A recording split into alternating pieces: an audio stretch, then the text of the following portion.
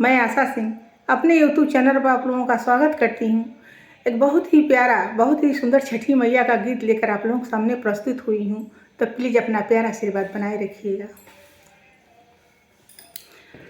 पहिले पहिले हम कैली हे छठी मैया व्रत तोहार, छठी मैया व्रत तोहार।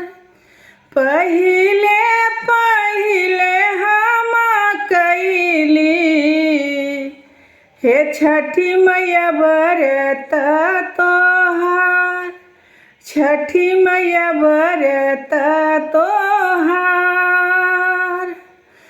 करिहा क्षमा छठी मैया, भूल चूक गलती हमार, भूल चूक गलती हमार। करिहा क्षमा छठी मैया, भूल चूक गलती हमार, भूल चूक गलती हमार। गोदी के बालकवा के दीहा, छठी मैया ममता दुलार, छठी मैया ममता दुलार। गोदी के बालकवा के दीहा, छठी मैया ममता दुलार, छठी मैया ममता दुलार।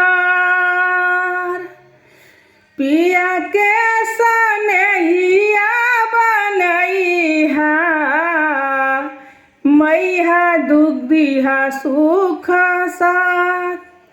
पिया के सनेहिया बनैहा, मैया दिहा सुख साथ, मैया दिहा सुख साथ। नरियर के रवा घाव दवा, साजल नदिया किनार, साजल नदिया किनार।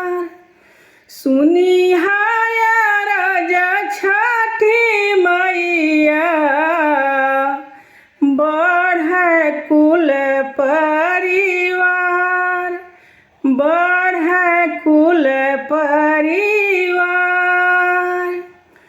घाट सजावली मनोहर, मैया तोरी भगतिया पार, मैया तोरी भगतिया पार। लिहिना रजिया मैया, लिहिना रजिया मैया, दीही असीसया पार, दीही असीसया पार। लिहिना रजिया मैया, दीही असीस हजार, दीही असीस हजार। पहिले पहिले हम कैली छठी मैया व्रत तोहार, छठी मैया व्रत तोहार। करिहा क्षमा छठी मैया, भूल चूक गलती हमार, भूल चूक गलती हमार।